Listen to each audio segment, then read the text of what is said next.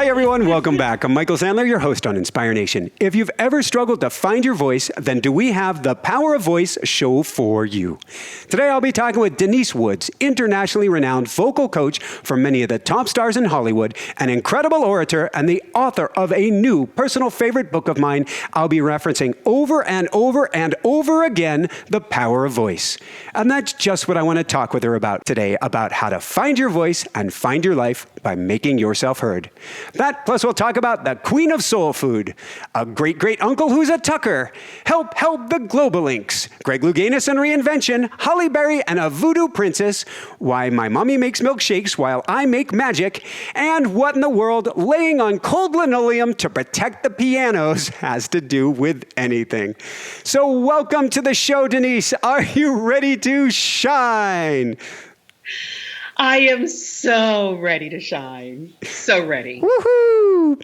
All right, before we dive right into things, Denise, one of my all-time favorite performances I've seen was Will Smith in Ali. To me, he embodied Ali, his frequency, his resonance, his tonality. He was Ali because of his vibration, which started with his voice. What can you tell me about helping Will Smith to embody Ali? First of all, he is a phenom when it comes to a work ethic. When you combine talent, a work ethic, a solid work ethic, and sheer genius, the three, talent, genius, and a work ethic. The man could have gone to MIT. As a matter of fact, I think he was accepted into MIT and decided to go the route of hip hop music. He's just extraordinarily brilliant. So he works in a way that strives for perfection. He doesn't leave a single stone unturned. But on top of that, he has the heart of gold and a spirituality, a wonderful sense of spirit that just permeates everywhere he goes. So it's a combination of those elements, and then him being able to embody the spiritual element of a character that he plays. Because voice is vibration. It really is. Voice is just another name for vibration. And those of us who are adept or blessed with the ability to tap into vibration, to tap into the earth's vibration, other people's vibrations. You clearly, when you're an actor, that's what you're doing essentially. And if you're playing a figure that everybody on the planet knows, like Muhammad Ali, I would venture to say there are not many people on the planet that are not as well known. Or let me go back. I would venture to say that there are very few people on the planet that are more well known than Muhammad Ali. Very few. And so when you are playing a character that everybody knows, it behooves you to get it right, to get the essence of the character right. And so when you have that brilliance, work ethic, and talent, but then you embody this wonderful way of connecting to spirit, to vibration, and Ali was still alive when we were filming. So he had access to the man. So that's what it was. So what's really cool to me, and everything you say is magical, and this is going to double back to ourselves, and we're going to talk about your story in a minute here. And when we wrap up, everybody will want to stay around to the end because we're going to talk about Halle Berry and a Voodoo Princess. But with that said, he plugged in to what I'm going to call the energetic DNA. The frequency, the wrapper that is Ali, that when you read it, sort of like going to an Akashic Records, it tells you everything about the man. So when I coach and I tell people, become Ali like Will Smith did, I'm convinced, and I know nothing about the story, I'm convinced that if you had put him in a sparring match that turned real while he was preparing for the role, he would have won because he was Ali at that point, because of the frequency he was vibrating at. I'm inclined to agree with you. He stayed in character 24/7. I mean, 24/7 from the entire time we started filming. Wow, wow, wow. So let's go from there. And let's talk about getting into character. So with that said, did you grow up with a strong voice? Actually, I did not grow up with a strong voice. I was very shy. I was an introvert. I still am an introvert to some degree. I'm a functional introvert, if you will. I like that term because for myself, people don't realize it, but nature is my solace. I get energy from this because I'm plugged in, you're plugged in. But to recover, I love people, get me away from people so I can have that quiet time. I'm totally the same way. And the ocean is my sacred place. I find peace and I find spirit on the ocean. Yeah. So I was not a very vocal person, but I discovered my speaking voice through my singing voice. I realized that music was my in. It was really my in to theater, to finding my voice as an actress. Music was the first passion, was the first art. And there was something about opera, classical music that just lit me up. Now, what I like about opera so much is if you look at a leading lady, it's stereotypical, but you look at a leading lady, their voice is, well, it is fully embodied and it fills like a Tibetan singing bowl. It fills the entire room. They are owning it. And I'm convinced as you were finding your voice, you were starting to own the power that you now have. Absolutely. That's it's so wonderful that you say that, because all of the women that I admired back in those days artistically, African American, Beverly Sills, Leontine Price, of course, Beverly Sills is not African American, but she was the head of the New York City Opera. She was the artistic director of the New York City Opera when I was 12 years old. And I saw these phenomenal women of power on the stage just taking over, as well as the men. Luciano Pavarotti, by the time I was a student at Julliard, I just would weep the depth, not just the depths of their voices, but their emotional depth, where they would go, what the genre of opera required of them, vocally and emotionally, just really kind of touched me in a way. Thank you. And since we're talking about, finding your voice to find yourself, in essence, that's what we're talking about. You were straddling two worlds. At the time, on the one world, you're learning how to enunciate with your voice, to share the world with your voice. And then you had to dim the light. Exactly. Well, it's so interesting because, and this happens no matter what neighborhood, no matter what part of the country, of the world you actually are from. People, especially young people, adolescents, when you don't conform to the norm, when you step out and become your own individual voice, you're ridiculed. It could be the kid that identifies sexually, the sexual orientation is different from everyone else, or artistically, I'm just a little bit more flamboyant than everybody in the neighborhood. I grew up in New York City on the Lower East Side of New York, in the housing projects on the Lower East Side, and when we moved there in the 50s, it was government housing was for middle-class families who had for the most part, the fathers had fought in World War II, as did my father. And government housing was sort of the stable to help usher middle class families into a more upwardly mobile lifestyle. And so that was the 50s. By the 70s, it had gone down. By the late 60s, early 70s, it had gone down because drugs came into the neighborhoods.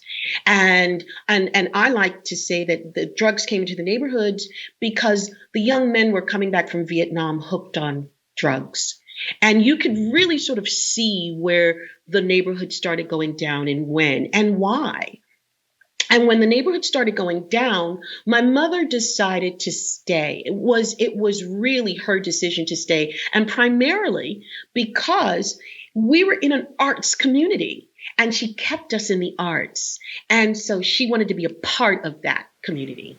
Your mom, I was going to say this before this, but your mom rocks because not only did she keep you there, which I think was very important to your life path and for the depth of what you can share with people and what you have to offer, but she made you stand tall. She would did. not let you be small or diminutive, even when that would feel, quote unquote, safe, would she? Absolutely.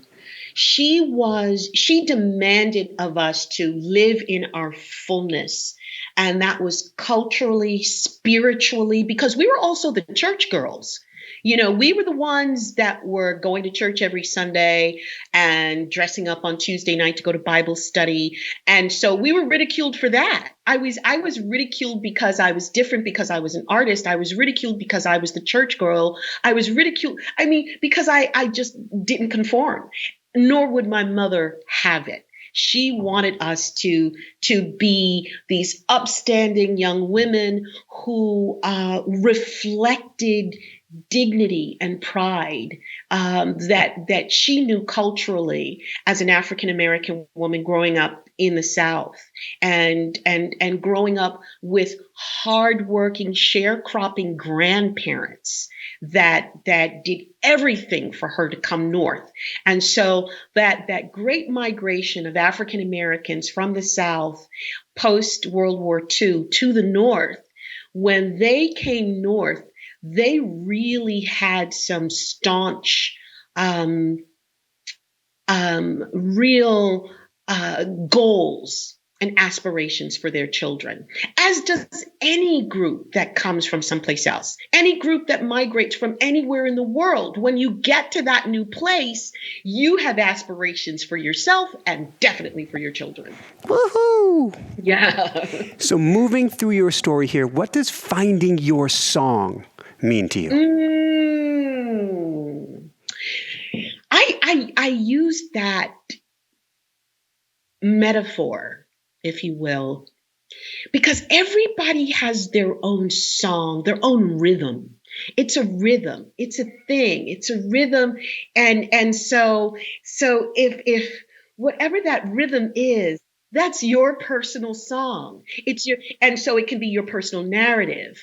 It can be your personal thing, your personal quirk, your personal whatever. It's your song because it really has your print on it. I talk about a voice print, and I say that voice prints are like fingerprints. There are no two sets of fingerprints that are alike. And so that's what finding your song is. It's your rhythm. And so my song, as is everybody's, it's not a monolith. It's a combination of things. So I'm not just the opera singer, but I love jazz. So I don't just love Beverly Sills and Leontine Price. I love Lady Day and Sarah Vaughan. And I love hip hop. I love Queen Latifah. I love TLC. I love gospel music. And so it's all of these put together that help you identify what your song is. Your voice, your narrative, that is only special and unique to you. Thank you. I'm having this visual that's coming together in my head. I'm seeing a door. Okay. I'm seeing a door. It's a big steel door, and I'm seeing a keyhole, old school key, or if people are unfamiliar with that, the key that we would see with the key maker in like Matrix 3 with Neo and stuff. And to turn that key, You have one frequency that is you, that is your embodiment. You have another frequency that is your voice. They must come in and be one. And the key to you, to your greatest future, unlocks. The other side is the bright light once they get in alignment. But so few of us have our voice in alignment. And I'm going to tell you why. And you know, and you're going to so smile when I say this. Because as in any musical piece, as in any dance, the strength in the note, in the music, is the rest. The strength in any narrative is the pause. The strength in the pause is the breath. And sometimes we're so busy doing and talking and speaking. And yes, there is power in all of that, but there is power in the pause. There's power in the rest. There's power in the breath, in the quiet, in the stillness, which you and I talk about, which you and I live by, actually. And that's when it all comes aligned. Because if we're playing this, if we're speaking this narrative, and we're on this frequency, and this one is this one is doing this, and this one is doing that, it's like the treble hand, and the bass clef and the treble, it really comes this wonderful symbiotic melding of all of those frequencies when we take the moment to breathe, when we take a moment to be still, and just allow them to come together. I liken it to the ingredients you put into a gumbo. A really good, wonderful recipe, you can't tell what the ingredients are because they meld and blend so seamlessly. You can't tell, oh, there's oregano in here, garlic. It's all one. So that's what we're striving for. You are speaking my language. I know I am.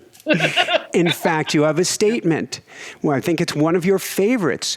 Relax and let time be time. I tell you, I got that from my Aunt Sylvia, who owns Sylvia's Restaurant in Harlem, New York. Famous, iconic soul food. We call her the Queen of Soul Food. And my guru, mentor, when it comes to business. She had an amazing business acumen, but she had all of these one-line sayings that were just gems of wisdom. And she would just say, baby, she's from South Carolina, baby, just let time be time. And as I got older, I realized that, baby, just let God be God. Baby, just let what's going to happen. I mean, you can put that, it was time with a capital T for me. Let time be time with a capital T, not a small t, because it's let the inevitable unfold. Be okay with the now, because it's okay. If I seem slightly adrift, you just hit a chord in my life that I didn't know was ever to be played. My mom grew up in Brooklyn, but the woman who raised her wasn't her parents, but was Pat, who was like her surrogate mother, who came from South Carolina, a very proud African-American woman who would say, baby, and and would say that and you just melted my heart and took me back to every time I would go in to see my grandparents. I wanted to see Pat. I know. Thank you.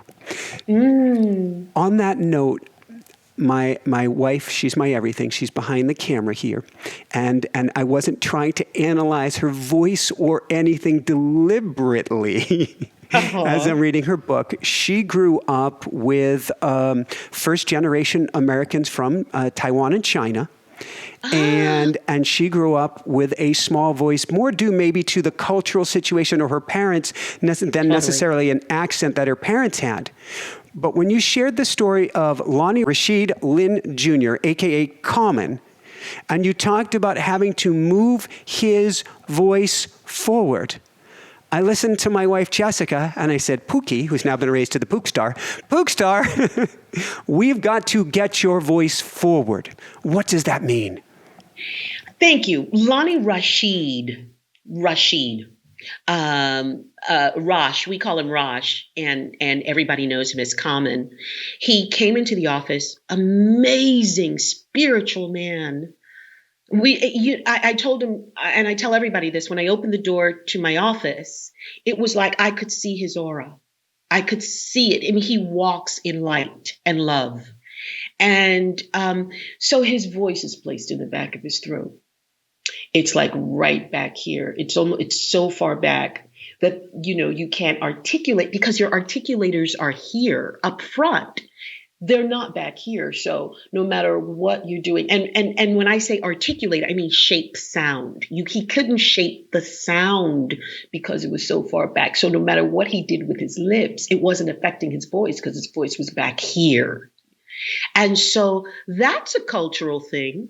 That's a cultural thing that happens when you come from a very densely populated urban environments where it's pretty much the survival of the fittest that a lot of us grow up in.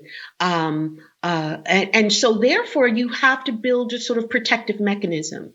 So you can't be out here, because out here means I'm vulnerable, means I'm open. It means I'm, open, and vulnerability and openness in lots of societies, in lots of places, is a good thing. But when you could potentially be preyed upon, it is not a good thing. And so you build up this protective layer, this veneer of, you don't want to mess with me. I don't think so. Not today. And so, and so in keeping with that, and let's go to the Pook Star. It's so interesting. I worked with a amazingly gifted Chinese American woman who was born in China and came to America when she was in her late 20s. And she joined one of the nightly news television broadcasts as a journalist for the Asian bureaus. But she would come in to New York every now and then, and she thought she would study with me. And so I said, well, first of all, your voice is here. And when you tell the news, you want to be the voice of authority. And so if your voice is here, it really doesn't sort of translate as the authority on the subject. And this is what she said to me. And so I was trying to get her because a lot of opera singers speak here as well, because they sing here. And you'll hear a lot of female opera singers talking from this place up here, because that's where their voices resonate, so that they can just break out into song. So they sort of stay there.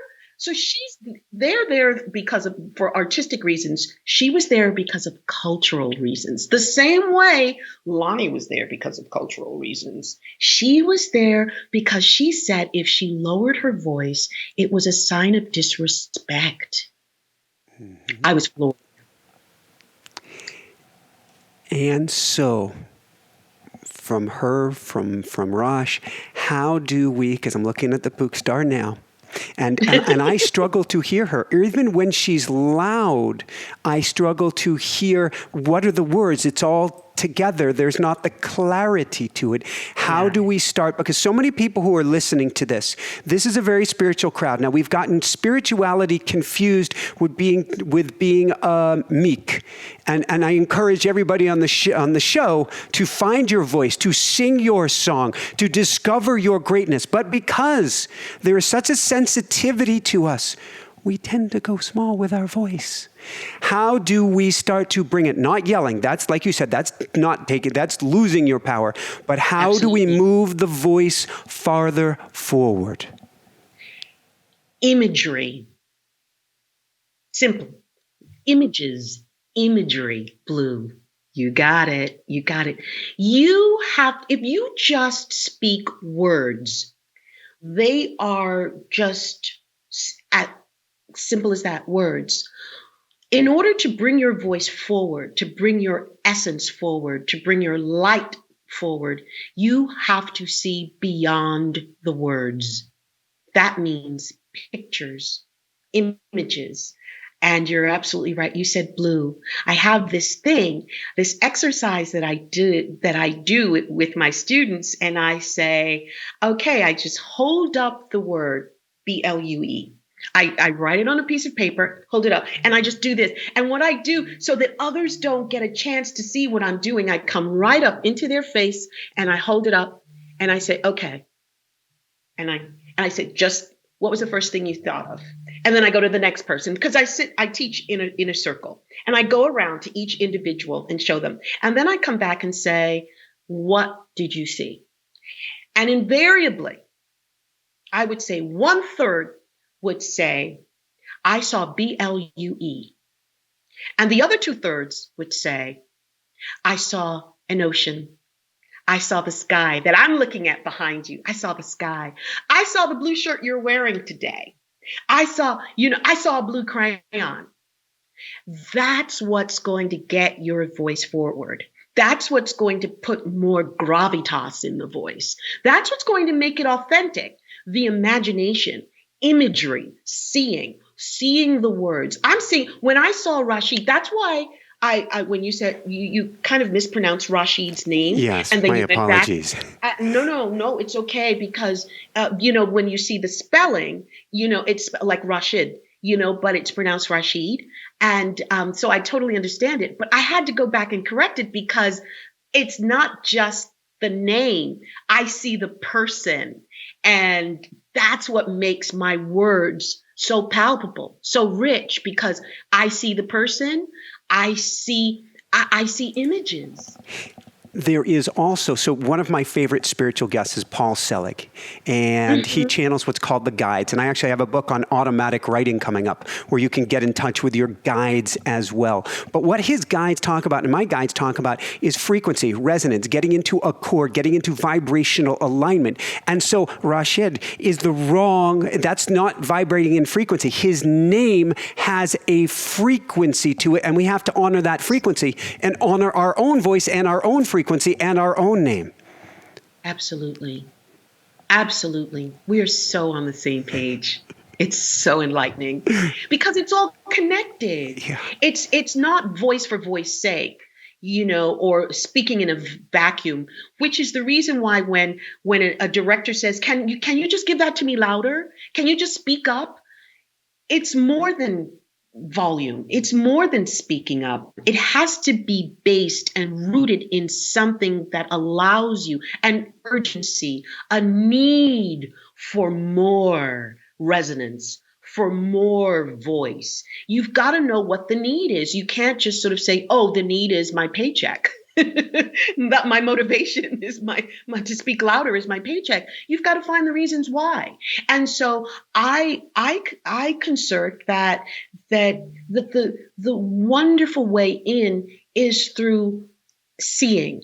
It's so interesting. I tell people, I really can't hear you without my glasses. I really need to see in order to hear. Tell me if this drives me nuts. You go to a fine restaurant, a 5-star Michelin, a who knows what, and they've dimmed the lights. If I can't see that food, I don't enjoy it. Bingo. I'm sorry. I mean, it's great to have a wonderful dining, sensory experience of taste and smell. I need to see it. I want to see it on the plate. Yes, I am totally in agreement with you. Woohoo! All right, we're going to go through some more examples. We're going to be able to talk about this book for hours. We're not going to take that long, but this is just amazing what you're doing here. Wonderful. I have a strong Native American connection. I am not Native American myself. I almost married a Native American girl many, many years ago and spent years on and off the res.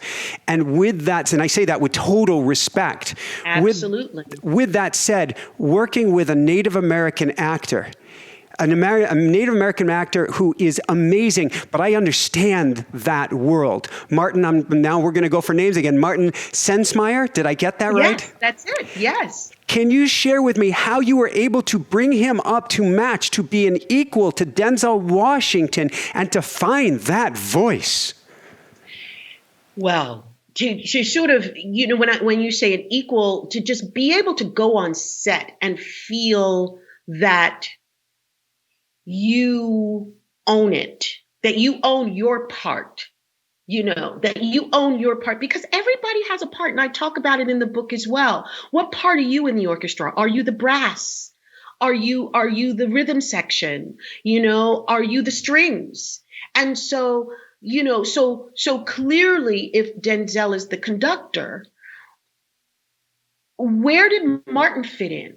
And if Denzel hired him to really spearhead the horn section, how do you come in and do that with ease, with confidence, and the assuredness that you can deliver? After all, it is Denzel.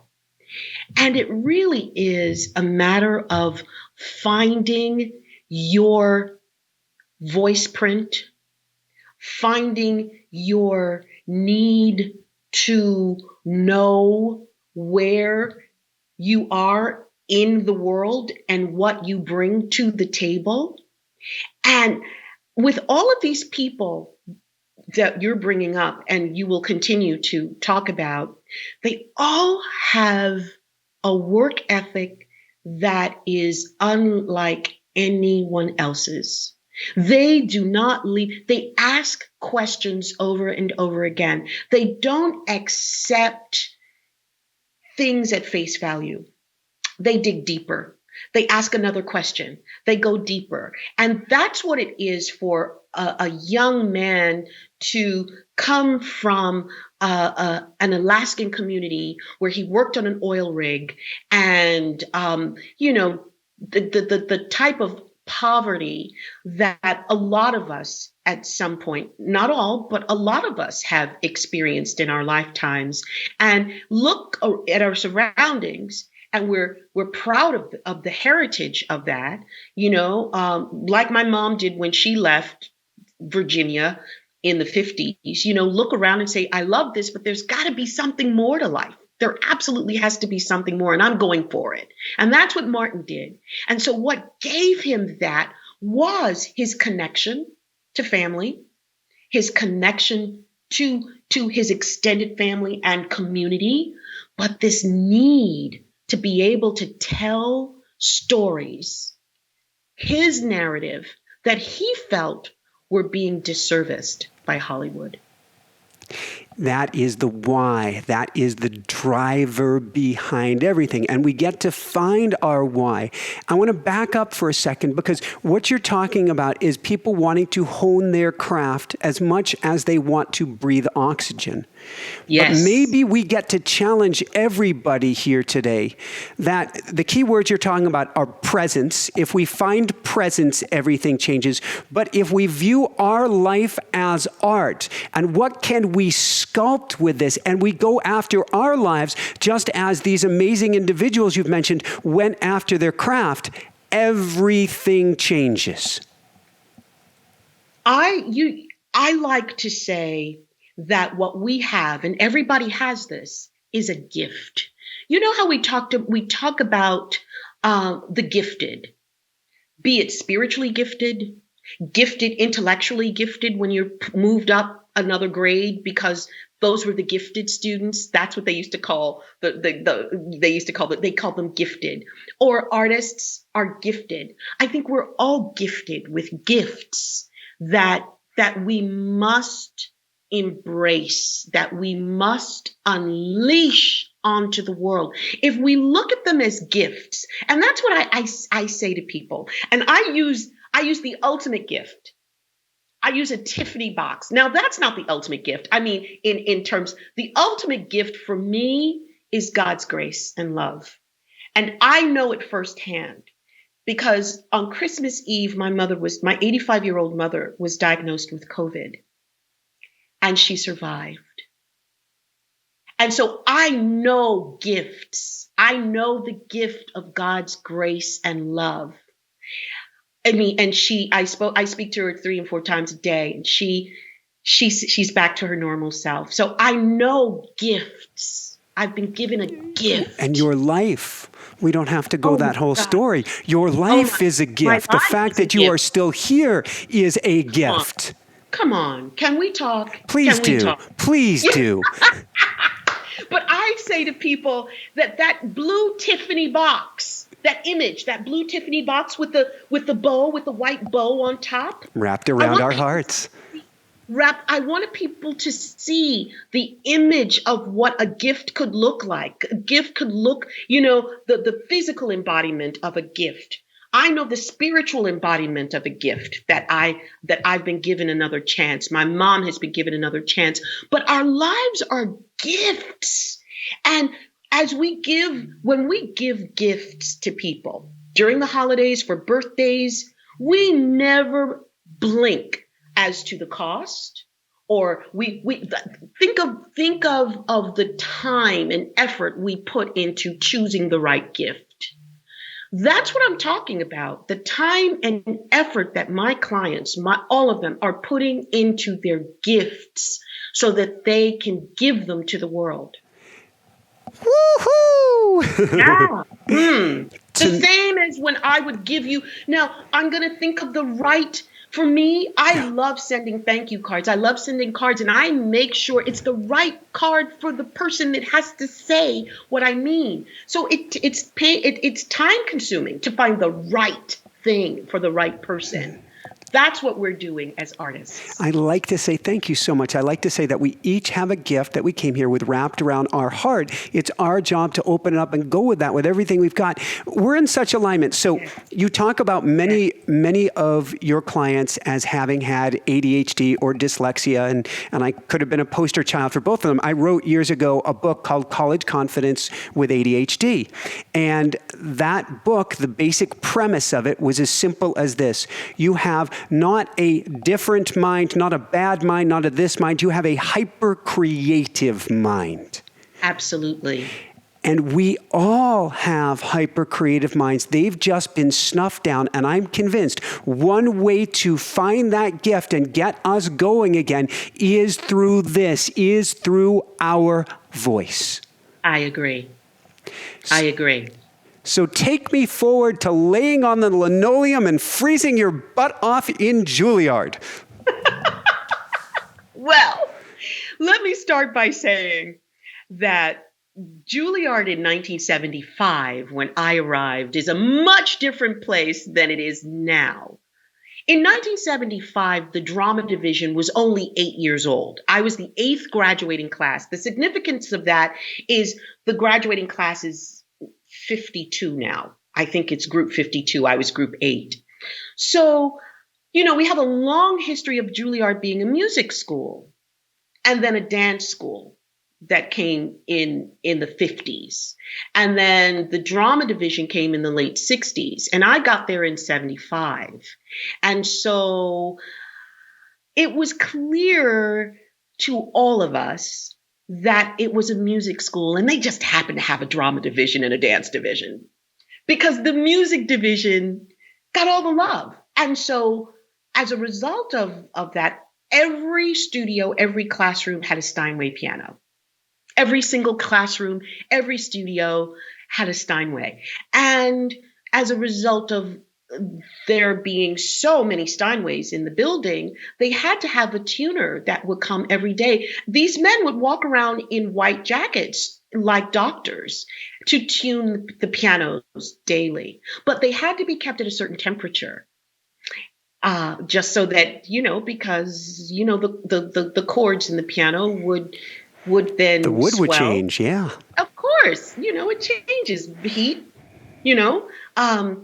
So all of the rooms were kept at a particular temperature. And we had our voice class right after our movement class. And so we'd work up a sweat in our leotards and tights. We'd have 10 minutes to change, and we'd throw on clothes on top. And then we'd be forced we'd be forced to lie down on the linoleum floors of Julliard to do deep breathing work. And the whole time we were just shivering because it was just freezing in there. And it was pretty daunting, I have to say. It was a tough early years of of subliminal, classist, and racist overtones, undertones. And it was a pretty elitist environment. And so you didn't quite know. Wait, did I just hear that? Did you just hear that? Something would be said, and you'd go, "Whoa, whoa!" That's why, as a Jewish boy, I left that first Catholic high school that I mentioned to you before we went on air here. I went kicking and screaming at the end of the second year because I couldn't handle the overtones, the undertones, the everytones, the putting my locker right next to the priest office and right next to the chapel so that I could, it's subtle, but it's powerful. It's powerful. It's powerful. I would venture to say it might even be more powerful because it's passive aggressive. And there's always room for thinking, well, maybe it's just me. Maybe it's me. It can't be them. This is Julliard. It can't be them. Was that racist? Or was I not cast, because I'm Black? Was that? And then as the 80s and 90s came, and when I went back to Julliard, they invited me to come back as a faculty member in the 90s. And by this time, hip hop was king. I mean, we're talking Biggie and Tupac were still alive. And so the African American students that they were taking in were very conscious and very, well adept at speaking Shakespeare eloquently and then quoting Pac and Biggie in the same breath. And so it was wonderful because they wouldn't let things that went past me and my generation, they wouldn't allow it. They wouldn't allow faculty members to get away with it. So I am so glad that you shared this with me. Thank you, because And I only made it 2 years. It was that elitist, that subtleness, that everything that was a very heavy, dark coat. And finally I said, I can't wear this coat anymore. But Thank you. Thank you. A lot of kids of color left Julliard for that reason. Oh. And not just kids of color, but, sometimes there were, students at Julliard who didn't fit the Julliard mold. And there's a type, like in Hollywood. And you make me think of Robin Williams. Yes. He was there he was in his second year he was in his third year when I was in my first year. He would have been in his fourth year, but they asked him to repeat his second year. So he did his second year twice. Robin Williams had to repeat his second year at Julliard. And the reason why is because he would not conform. He could not conform. He could not. And they said, we're not going to ask you to leave because you're brilliant, but we are going to ask you to repeat your second year. Yes. Yeah. So let's go from there. I'm going to put you back on the floor. Please forgive me, Denise. Okay. Because if I understood right, you couldn't speak till in class till around Halloween, but you were learning how to melt into the floor. And so I'm wondering what tension has to do with the quality of our communication. I like to use the image, and as you well know by now, I use imagery or references to something that we can see, something tangible. What happens to a guitar string when you tighten? What happens to the quality of the sound when you tighten up the string? What happens to the quality of the sound when you tighten up the string on a violin? It becomes higher. The pitch becomes higher. And those tones are used very consciously in films, in horror films, in scenes that want to elicit intensity, yes, tension. This is a tense moment. We get in the high frequency, high pitched sounds that elicit there's danger, there's tension. So what we have to do is when we release the tension on the string, the pitch drops, it becomes more dulcet. And so therefore the sound and the energy becomes more grounded. That's why we start on the floor, because you want to give all of the energy away to the floor. You want, or into the earth. I never use a floor. I'm constantly going outside of the classroom, going outside of my studio, and telling my clients and students to imagine that you're someplace on the ocean, on the sand, on the side of a mountain, and you're just giving it over back into the earth. And the sun is shining on you, just melting away that tension that I liken to butter, a stick of butter. And once the heat from the sun starts melting away this butter into a liquid, I get people to imagine it dripping off of them and into the earth. I love it. So as we're speaking, and I want to hear about deep rib diaphragmatic breathing, I am cycling breath or cycling energy. First off, my wife and I wrote Barefoot Running and Barefoot Walking years ago.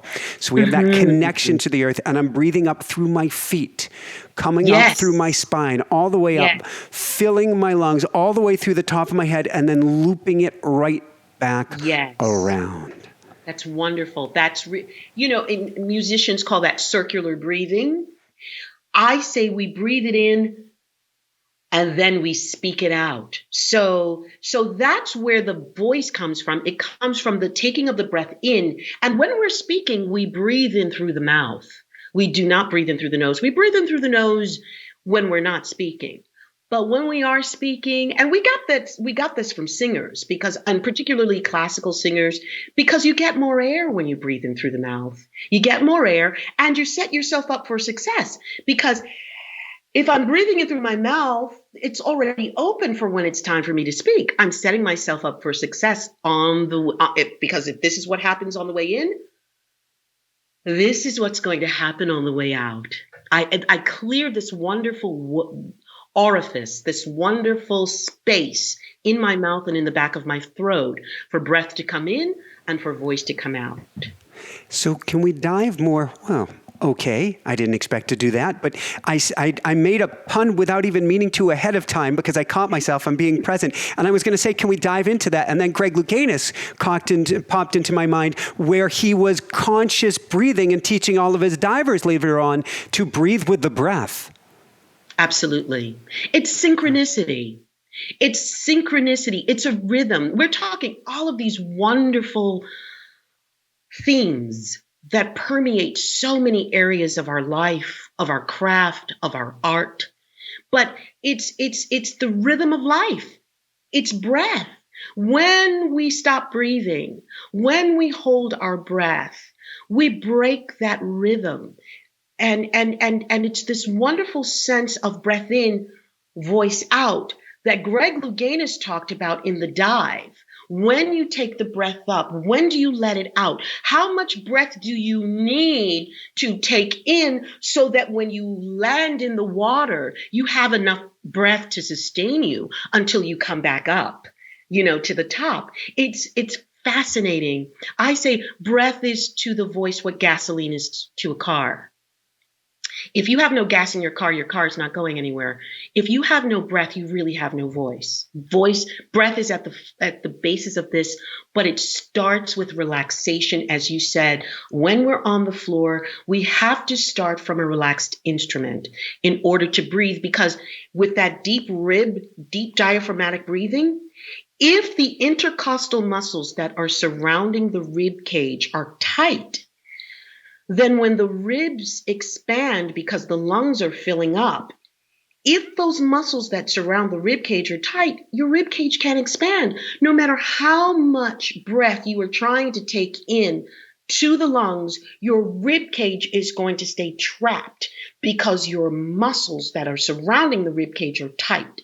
So once we relax those muscles, then the rib cage has space to expand once the lungs fill up and you get more breath, you get more air. You just answered something for me that I knew spirit was involved, but I didn't know how it worked until, 2004. I was an asthmatic. Even though I raced bikes in Europe, I had Advair, Singulair, and one other something air that I would take or inhale or something. And you would measure me, and I would come out like third lung capacity, 2/3 lung capacity, something less than the norm. And I would say the norm isn't even the norm, that we are all shallow upper chest breathers, and that we get to learn how to breathe and expand. I did a bike ride across the country, 40 days, 5,000 miles solo, blah, blah, blah. And in that point, I had to melt into everything. I ran out of medication. I went to spirit, and I had to let go. And I have not taken, in fact, if you tested my lung capacity now, I look funny because I have such huge lungs now compared to the rest of my body. I think because of what you're saying, I relaxed the intercostal muscles, and I gave my lungs room to expand the way they were meant to be. Absolutely. I can always tell a swimmer, a dancer, anyone, an athlete, most athletes, not all, but most athletes, because of the way you have to breathe in order to sustain breath, to sustain your art form or your sport. I mean, and particularly swimmers, to the person, when I get them on the floor and they start breathing and I count. And one time I counted someone's breath, and usually it goes, a good breath capacity will go to a 7 count. That's a good one. 7. She went to 12, 13, 14, and then I said, "You're a swimmer, aren't you?" She said, "Yes. How did you know?" And I'm a swimmer as well, although I'm in a desert right now, but 2 iterations ago, we were living in North Carolina, and I was swimming up and down Emerald Isle off the beach, and I time my breath to how many strokes, because it's about, it's relaxation, it's hypnotic, but it puts you in flow state when you are focused and working with the breath. Yes. It's interesting. My son was colicky when he was a baby. He cried for the first 3 months of his life, which is the reason why I only have one child. I could not try. My mom says, "But the second one is not going to be like that." I said, "No, I know the second one is not going to be like that, because there will be no second one." But he cried, and so it's normal with some children, but his breathing with all of that crying was natural, normal. Babies know how to do it. So the reason why I'm bringing this up is because we have to relearn this. We are brought into this world already knowing how to breathe, already knowing the rhythm and the synchronicity of the breath. The intercostal muscles are already relaxed. We know it. We have to relearn it as we grow up, because, and I again concert that it's the relearning of it, because society has told us, suck it up. Society has told us, you can't show that emotion. So what do? We suck it up. We can't show emotion. Be a man. You're telling little boys, you can't cry. Boys don't cry. There are a myriad of things that happen to us as we grow up that really constrict deep breathing, deep feeling, deep empathy. And so when we get to a point where we start playing sports and we become artists, and we know that we need our breath for our art or our sport, we have to relearn it. But trust me, we are born knowing how to do this.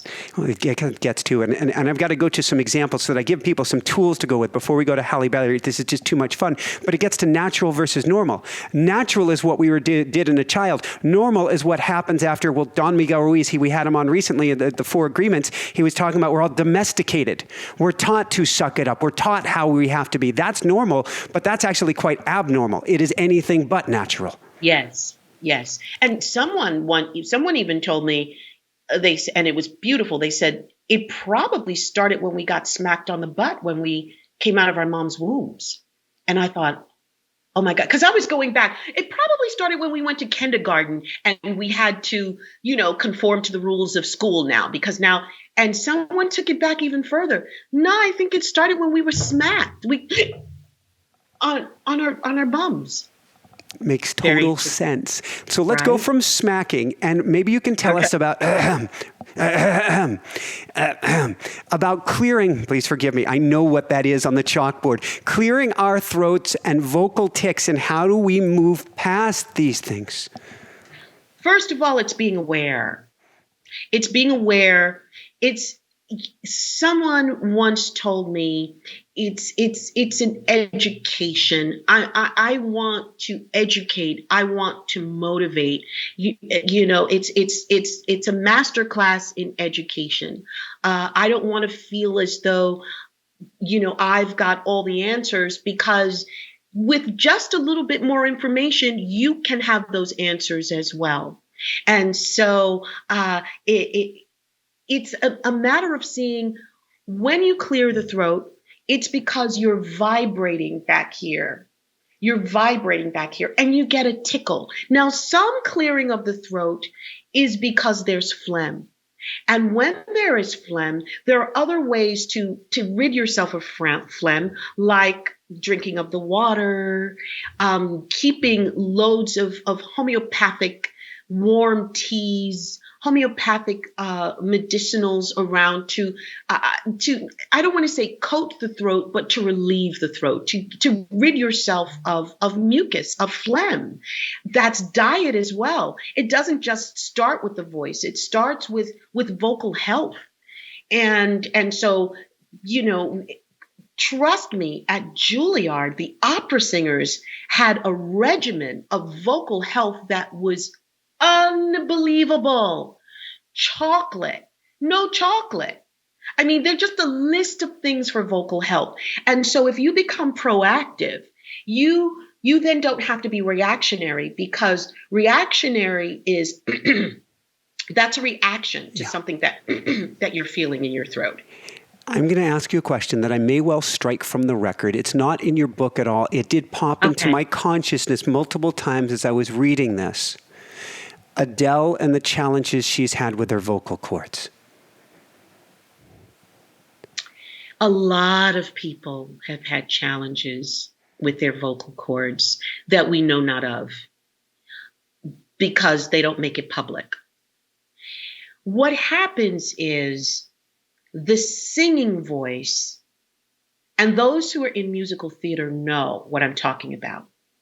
What happens when we sing, and the whole art form of singing is that, in particular, I'll use musical theater as an example. We're speaking, and then how do you just break out in song? You're speaking, and then all of a sudden, climb every mountain. How do you justify that? You justify that by saying it's so heightened that I could no longer speak it, that I had to sing it. It's heightened. It's more than the speaking voice. And so I get so emotional because I love this. I'm starting to feel this wonderful emotion in my heart of love that is bringing tears of joy to my eyes. And I just wanted to share that with you because I love this and love the ability to share my gift to so that you understand it, that you get it. So that you don't think we take the good, the bad, the right, the wrong off of all of this. And we say people like Adele with instruments like that, like Whitney Houston, like Aretha Franklin, Shaka Khan, we could go on and on and on and on and on, is because they push their bodies like athletes. Athletes push their bodies beyond the norm to make them great. Singers push their vocal instruments beyond the norm to make it great because they are great and because of their work ethic. And sometimes they run into issues, as do athletes, because you are pushing your instrument, your body, beyond what is normal. And sometimes you pay the price for that. And sometimes, and it's a myriad of reasons. I'm just giving one. Sometimes it's a medical reason. Sometimes it has to do, so this is not the gospel according to Denise. It's just several reasons or a confluence of things, a combination of things that make people have issues that regular people don't have, because they're using their voices at this heightened level. And so clearly that's why, musicians insure their hands, dancers insure their feet and legs, because they're using it they're using these aspects of their instruments unlike anybody else does. And so with it is high risk. Thank you. And that gets me thinking. I get to insure my voice. I had never thought about that till now. And actually it begets a question. It's Absolutely. Way off topic, but maybe not. Somewhere between 2 and 3 years ago, I started going through puberty again. My range changed and my voice dropped an octave. And I still struggle at my bottom note. You can hear it. You just heard it when I said octave. It struggles. It gets a little soft there. But I can't actually go back. I have spoken so much and gotten into some sort of vibrational alignment that my voice literally changed. You can go back 1,500 shows ago. And hi, everyone. I'm Michael Sandler. You're here on... And now it's down here. I know what that is. It's hormonal. You said it. You said puberty, but now it's not teenage puberty. We call it menopause for women when, the hormonal change for women, but men have it too. It's hormones. It's so amazing how the physiological components of our bodies and our voices, everything is so wonderfully connected. It's so wonderfully connected. It's the reason why we study the Alexander technique at Julliard. Just the alignment, and I have a lot of friends who are voice professionals and Alexander technique professionals simultaneously, because the physiological aspects of our body affect our voice. And as I said, and so as we change hormonally, as we change physiologically, the voice is the chords are changing. I don't know about you, but my joints are changing. So clearly the chords are going to be changing as well. That makes sense. So let's go from there to what happened at the start of this. And if I'm honest, I have a great editor. And even after I warm up, I still occasionally struggle with this. And you got it full works. Tripping over the tongue. Tripping over your tongue. What is going on here? And actually, you have a brilliant line from Othello here. Speak the speech, I pray you. Absolutely. And again, it's actually Hamlet. It's actually Hamlet. He's talking to the players.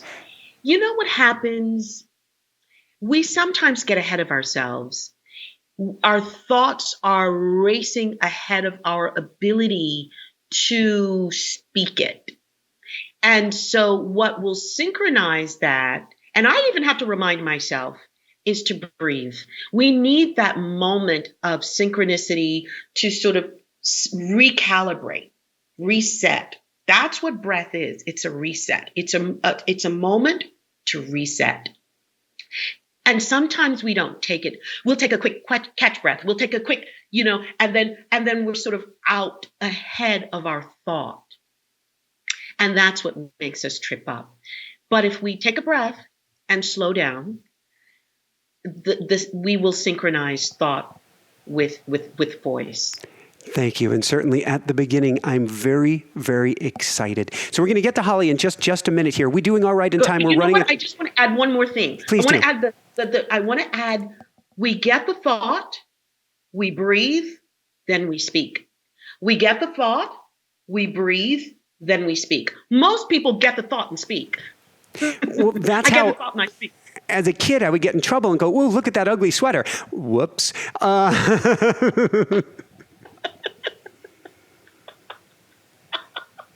You are so funny.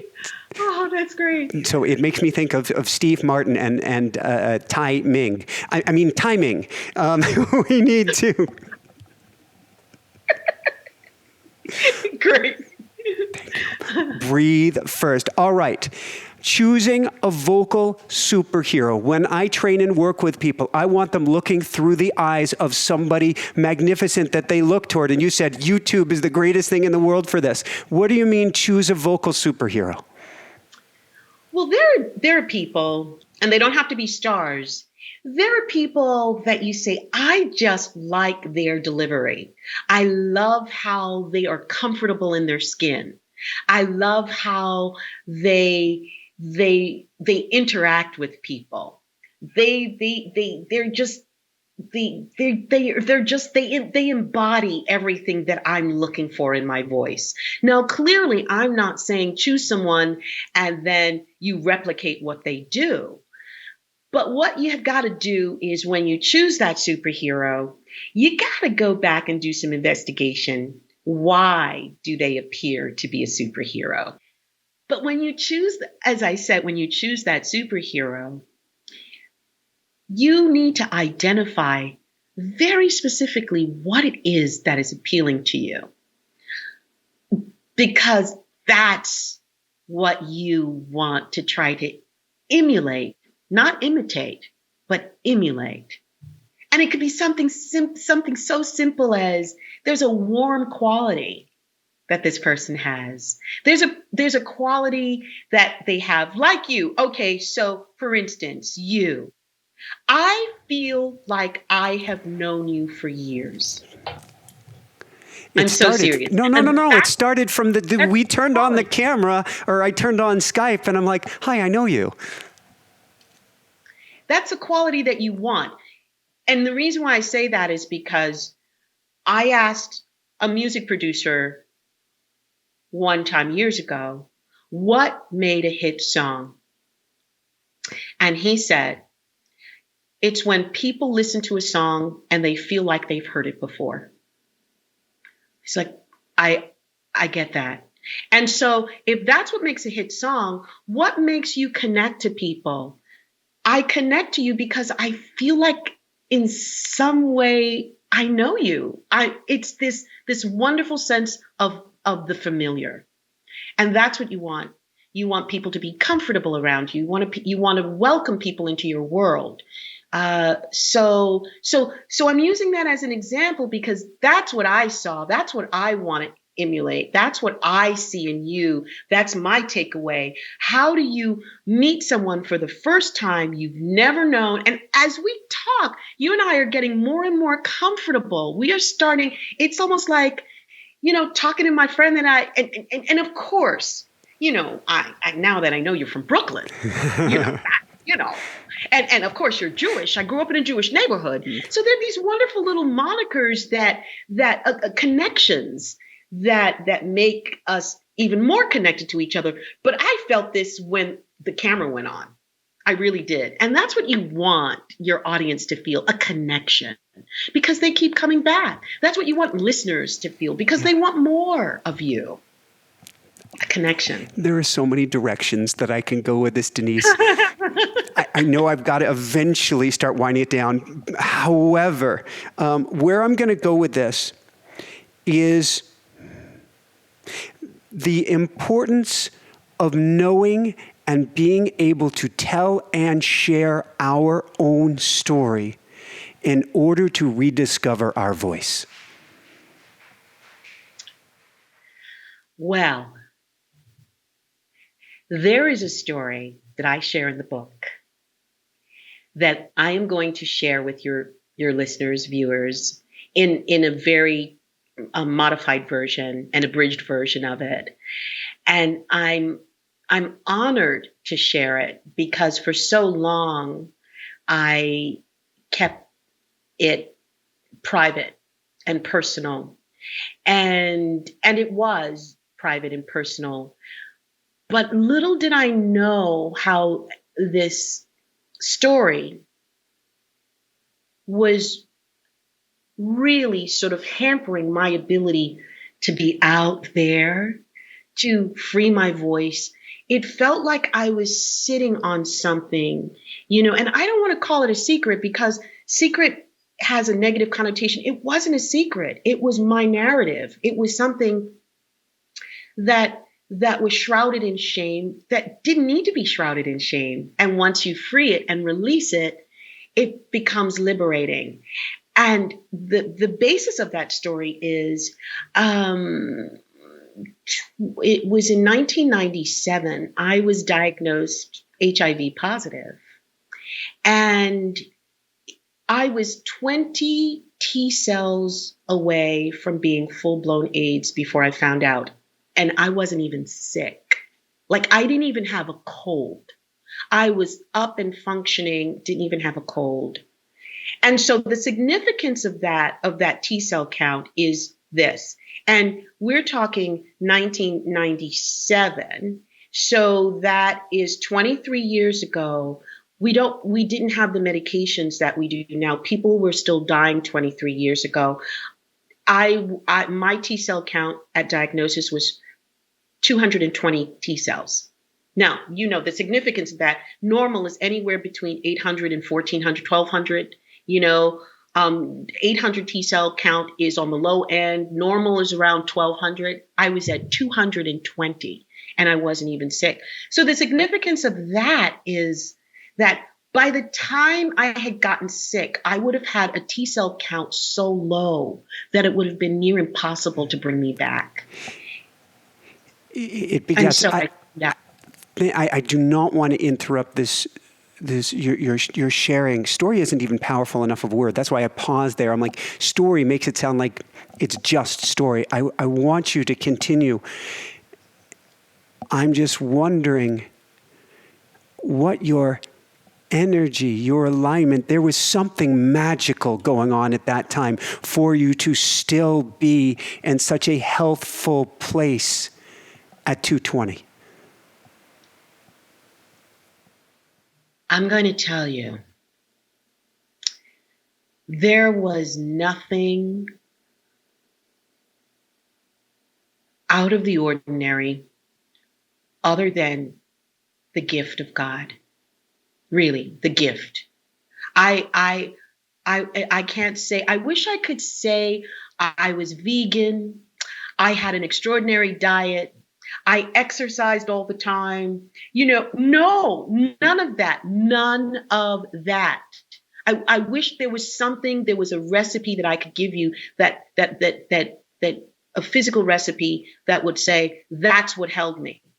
The only recipe I can give you is that God held me until I could hold myself. I'm so serious. To do his work, because I can remember asking God, crying out, why me? Why me? I cried. Why me? I'm the good girl. I can remember saying, I'm the good girl. And God said to me, why not you? If not you, then who? And you had lost your partner of 6+ years. And so you were going through, please forgive me for saying this. Please say it. You were going through the gift that was shifting you to the or something better than you even thought you were capable of. Absolutely. Unbeknownst to me, my partner died of AIDS. And I had no idea, because this person, who I don't mention in the book, primarily because it's not about him, it's my narrative. And he passed away.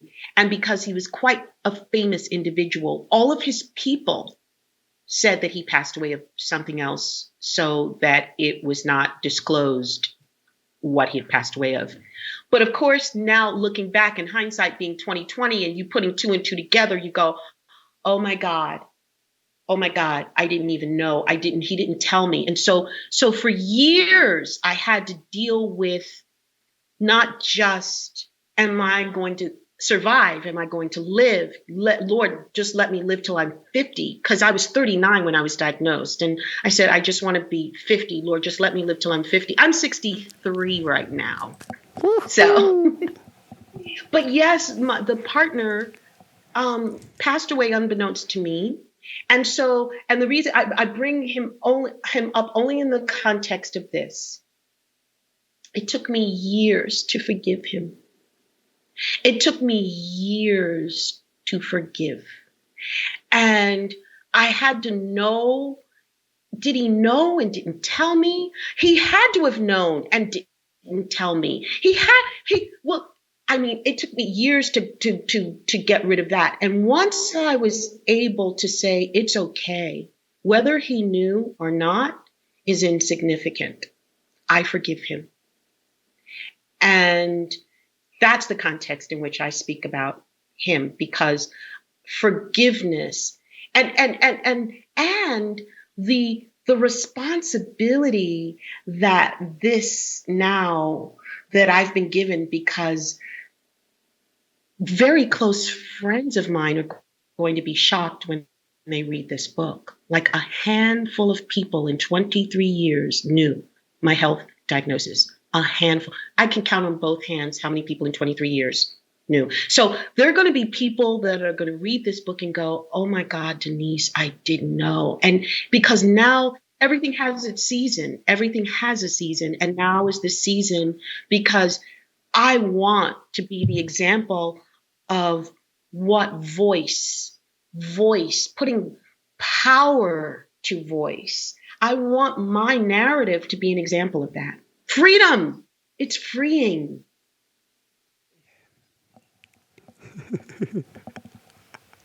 I am giving you the loudest woohoo that would blast through the mic at this point. You were right. You were right. This is such an amazing interview. You were right. I have to say, and I know this is not, I'm going to just say, it's not going to get any better. It can't. It's not. And I thank you. Thank you for this being my first one. This has really sort of laid the groundwork for the ones to come. And I thank you for that. I honor you with that. And I thank you. And this has been so beautiful. I will say this, though.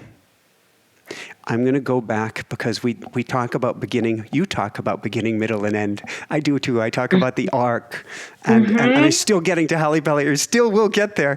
But the arc, bringing it full circle today. I said before the beginning, this will just be the bar. And so there are things that you are learning in talking with me today that you will bring forth to future interviews that you never would have thought of. So this is actually going back to Greg Louganis here, which I know you guys shared story. This is the springboard to even greater opportunities in your interview, future interviews, because of the groundwork we laid today. That's why it was meant to be the first. Truly. I don't take it lightly. I completely concur. Yeah. Thank you. Woohoo. Woohoo. All right, so let's go there. We've got Halle Berry, who you worked with. James Cameron gives her a script. She's reading for a part. Hopefully I'm not butchering that too badly. No, yeah, you got it. And she does the opposite of what anybody else who would get a script would do. And she's like, hold up, wait a minute. What happened, and how did you help Halle Berry with voodoo?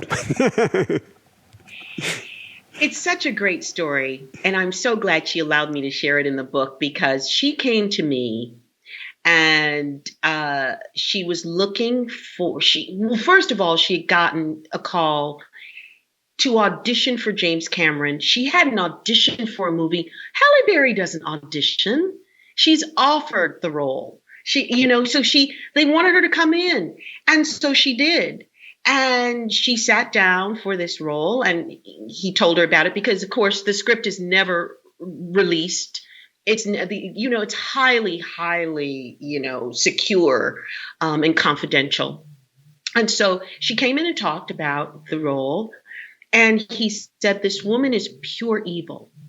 And she said, I beg to differ. I do not believe that people are pure evil or born of evil. I believe that evil things happen to them. They are the manifestation of what has happened to them in their lives. But at the core, I believe that everyone has started out good. And he said, I don't agree with you. I think she is the embodiment of pure evil. And she said, well, I don't agree with you. And so he said, well, go away and come back in 2 weeks and show me who she is then. You tell me who she is. And she went to her acting teacher and she said, I've got to craft this character.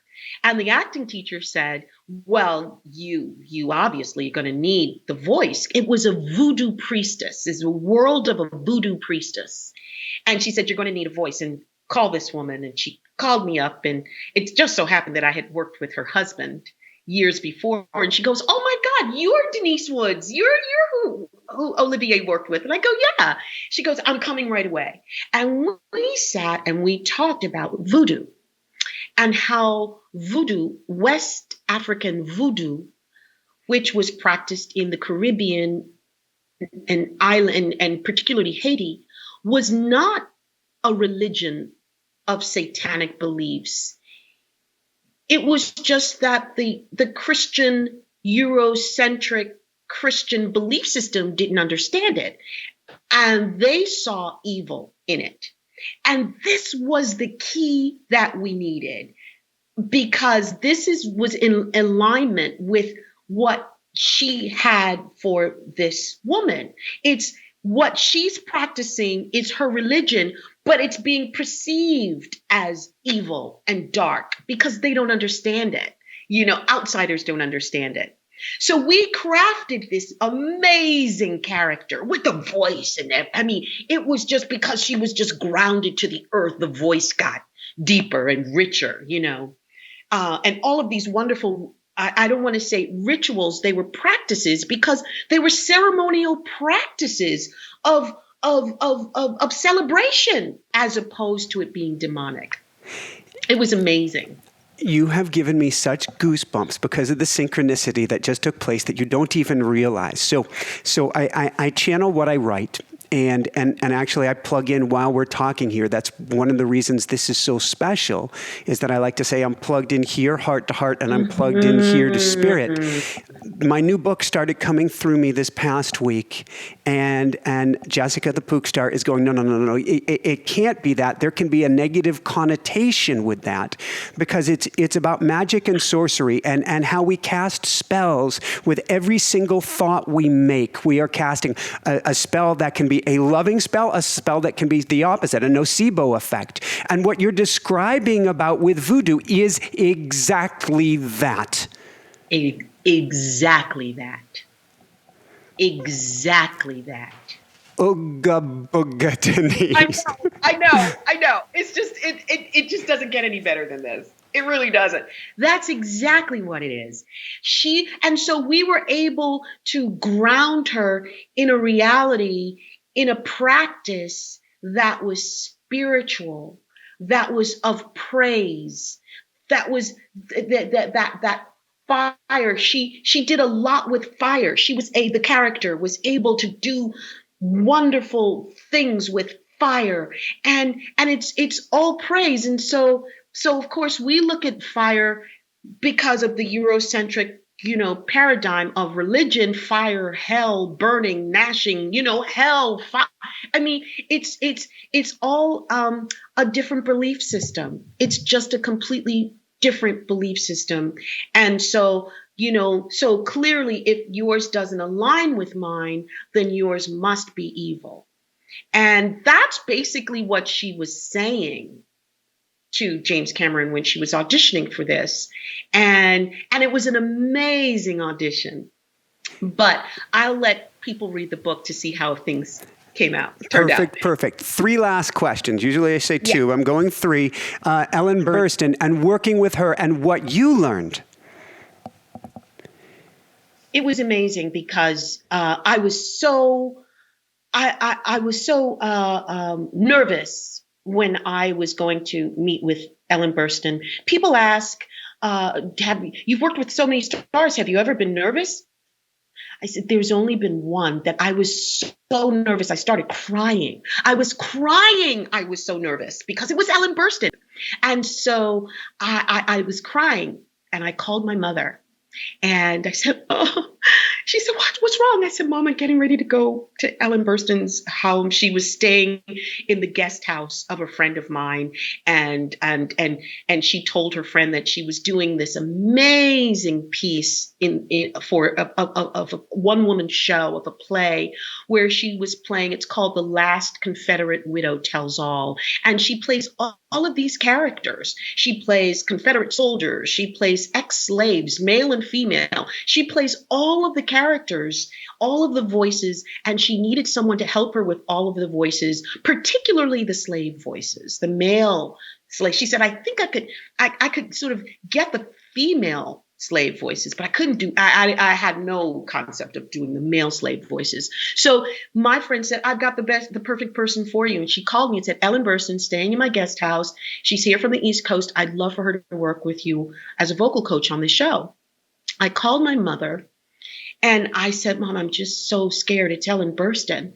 And my mama said, who's Ellen Burstyn, baby? I was just like, yeah, who's Ellen Burstyn? And I said, Mom, she's just this, she's just this, she's just this. She said, baby, she puts her pants on one leg at a time, just like we do. And it was just so comforting. So that when I got there, my mom had walked me off the ledge. But when I got there, when I showed up, this woman and I took a look at our history, our American history, the shame, the travesty of our American history built around slavery or the enslavement of African people. And we wept together. We both needed to just sit there before we even started the work. We needed to talk about that period and how it has affected us generations later. So we had just this amazing bonding moment. And so my Ellen Burstyn, who I was just sort of like, I can't, oh my God, I can't. This sisterhood of acknowledging where we are as Americans and what we want today, as you know, the Black Lives Matter movement emerges and we have conversations about race, and Ellen Burstyn and I did that in that wonderful guest house. We had a wonderful conversation of race and equity and where it all started in the Middle Passage of bringing people and putting them and making them enslaved in this country. It was just amazing. I adore this woman. Woohoo! Thank you for sharing. Last two questions. Where can people go to find your beautiful book, The Power of Voice? Thank you for asking. It is on Amazon for pre-order. It's released. I don't know when this is going to be shared. Thank you. I don't know when you're airing this, but it is going to be released on the 26th of January. So you may find it on Amazon. And I've released an audiobook version of it. There's a Kindle version of it. You can go, it's published by HarperCollins. So you can go to the HarperCollins website and order it. So I'm going to make a strange request for people. Buy the book and the audio book, because there is a tonality, there is a vibration, there is a harmony, there is a frequency, there is an accord to your voice reading this. Well, not only that, but as you read, this book is my personal narrative. So it's part memoir, it's part anecdotal of everyday regular people, CEOs of companies, and major Hollywood stars. attorneys. I tried to get a really wonderful cross section of the American population, but it's also prescriptive. I give you exercises. So it would behoove you to get both so that you can read the exercises and then you can come back to them to refer to them, but you can also hear me doing the exercises for you because at the end of every chapter, I have a speak it. So whatever I'm talking about and addressing in the chapter, either through my story or someone else's story, I then at the end of the chapter give you wonderful prescriptive exercises that you can do in your home to address it.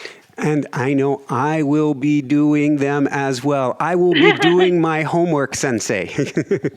Oh, thank you. And they're not, clearly I teach actors and I teach graduate students at the university level. But I wanted to make this for everyday people that the information is not too daunting. It's not over your head that you pick up the book and you go, oh, yeah, well, I'm not going to do that today. I wanted to make it accessible to everyone. Thank you, thank you, thank you. So any last words of wisdom that you want to share with people, Denise, or an exercise to even take home with you? Well, let me just say this that resonates to me. Your voice is your gift. Open it up. Share it with the world. Give it to the world the same way you would give a birthday gift or an anniversary gift or a Christmas gift to someone. I want you to think of your voice in that same way. And there's another thing that we didn't really talk about, and that's articulation. A lot of times we went there, but we didn't really talk about it. I give you exercises in the book and in the audiobook that will give you the dexterity in your articulators that will help you negotiate and navigate particular sounds, difficult sounds. It's what scales are to a musician. You know for a fact that a pianist never just sits down and plays the music.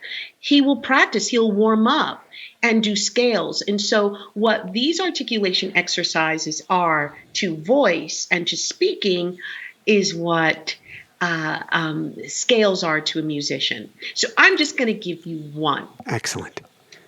And I think it's going to be, and I have tongue twisters, and just say, Peter Piper. Peter Piper. The pickled pepper picker. The pickled pepper picker. Peter Piper. Peter Piper. The pickled pepper picker. The pickled pepper picker. Picked a peck of pickled peppers. Picked a peck of pickled peppers. A peck of pickled peppers. A peck of pickled peppers. Did Peter Piper. Did Peter Piper. The pickled pepper picker pick. The pickled pepper picker pick. Now if Peter Piper. Now if Peter Piper. The pickled pepper picker. The pickled pepper picker. Picked a peck of pickled peppers. Picked a peck of pickled peppers. Picked a peck of pickled peppers. Picked a peck of pickled peppers. Picked a peck of pickled peppers. Picked a peck of pickled peppers. Where is the peck of pickled peppers? Where is the peck of pickled peppers? That Peter Piper. That Peter Piper. The pickled pepper picker. The pickled pepper picker. Picked. This was so much fun, Denise. This is so much fun. So, oh my God, this is beautiful. Oh my God.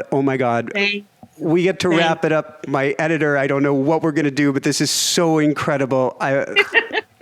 Thank you. You've got enough to work with for sure. Oh my God, yes. So for everyone out there, this is Michael Sandler saying, be well, have fun, get the power of voice, and begin making yourself heard today and shine bright. Woohoo! I just had such a special interview with Denise Woods on the power of voice that I'm without words. I'm almost without words on an interview about finding your voice. This was so incredibly special. I thank you, Denise, so much. I hope you enjoyed this so much. I hope this helps you to find your voice as well. On that note, if you want to learn how to turn your journaling into channeling and hear a voice from within and outside of you, check out our new book, The Automatic Writing Experience. You can find it on Amazon. You can also find our video-based program at automaticwriting.com. To check out more incredible interviews like Denise's incredibly special one on the power of voice, be sure to click here, subscribe below to be connected to all of our shows. Make sure you click on the bell icon to be notified of upcoming shows and YouTube live events every Sunday night with me. Big thumbs up if you like this. Leave your comments below. Love you guys so much. Shine bright.